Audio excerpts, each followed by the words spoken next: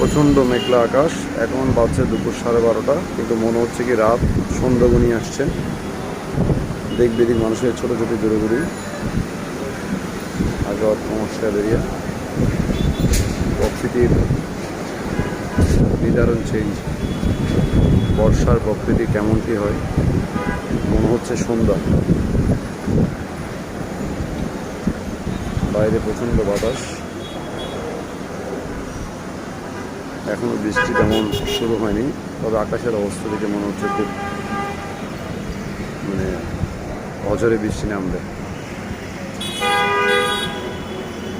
দিনের 12:30, গাড়ি কিন্তু চলাচল করছে, যাতায়াত করছে লাইট মেনটেন করে।